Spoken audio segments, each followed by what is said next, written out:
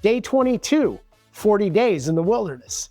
Then with SuperPumped podcast, I want to tell you about my day as an A-list celebrity here in the Serengeti and how some crazy nut job psychopath ruined it. I basically, because I'm an A-list celebrity here, I don't have to set an alarm because one of the staff comes before dawn and comes and wakes me up. Woke up this morning and the staff drew me a hot bath. They put a little bit of warm water here in this here bucket. Take a look at that.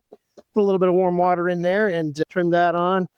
Washed my face, washed my hands, brushed my teeth, and I was off to my A-list celebrity day. Headed down to the mess hall right there. You can see the tent. My personal chef, Edward, had already cooked up some eggs and some fresh fruit because you can't keep this boyish figure as an A-lister without eating properly. Got up, had my breakfast, had my little warm bath. Then I needed to get my exercise, and I wanted to do that early this morning. The plan was go out for somewhere around a 6 or 7 mile morning walk / hike. When you're a celebrity, you're fine within your compound. But once you leave the compound, everybody wants a piece of you. Just doing my thing this morning, very chill, relaxed. But as soon as I left the compound, and I never leave the compound without 2 bodyguards. The first one I call the safari guide, and the second one I call the Serengeti Ranger. But that aside, I leave with those 2 guys, and I leave with my publicist, who's also my son, and my videographer, Robert. The 4 of us, we decide we're going to go out for my celebrity morning walk. We head out here into the plains of the Great Serengeti, and you can see some of my adoring fans there. If you've ever done the home tour of the stars in Beverly Hills, they're always looking over the fence, trying to get a peek of me. Well, anyway, we no more than head out there, maybe 100 yards. It is filled with thousands and thousands of adoring fans. It is zebras and wildebeest and warthogs and kudu and dik and all kinds of grazing friends. They all want a piece of us. Because I'm a big celebrity, it's like the Red Sea parts as we walk. Me and my first bodyguard and my publicist, and then me and then the other bodyguard. As we come across there, it's like they just dissipate. And they all, I don't know how our advanced team does it, but they all move back about, 70 yards, 80 yards.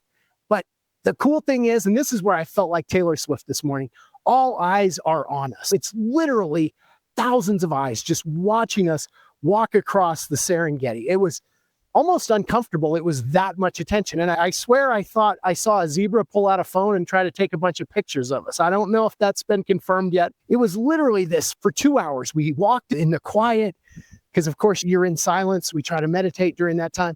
And we walk for 2 hours. And then up ahead, I can see this really cool watering hole. And like a lot of celebrities, if there's a popular restaurant, I'm like, hey, I'll just rent that out. Sure enough, the advanced team cleared it out. All those animals that were there watering and bathing and all that, they just dissipated. The 4 of us went there and the water was actually gross. We pulled out our own water bottles. We had our water break, got hydrated, and just sat there for a while and enjoyed it, knowing that we had that watering hole as a private exhibition.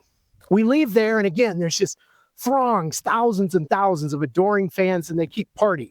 And then all of a sudden, it stops. And I'm like, what the heck is going on? I thought, if I become a D-list celebrity, I'm not sure.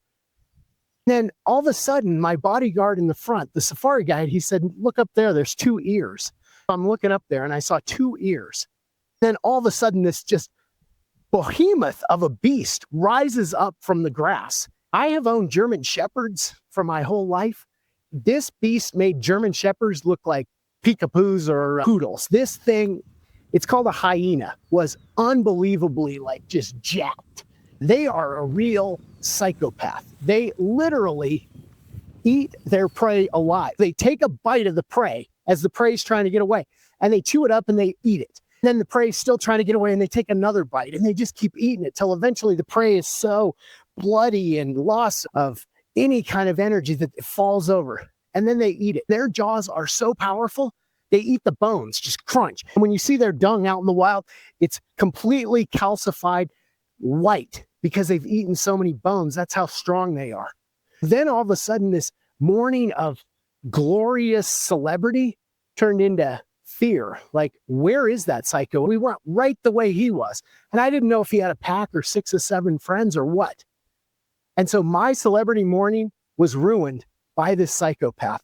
And for the next hour, I just kept looking, where are the ears? Where are the psychopaths? I kept thinking, I am so glad I have my bodyguard to cover my back flank, because I do not want that thing to take a chunk out of my leg, and then my other leg, and then my midsection. Before I know it, I've gone down and I'm calcified hyena dung here in the Serengeti. That's been my celebrity morning. Thanks for joining me. I hope you stay safe today, and I hope all eyes are on you and you have a fantastic day.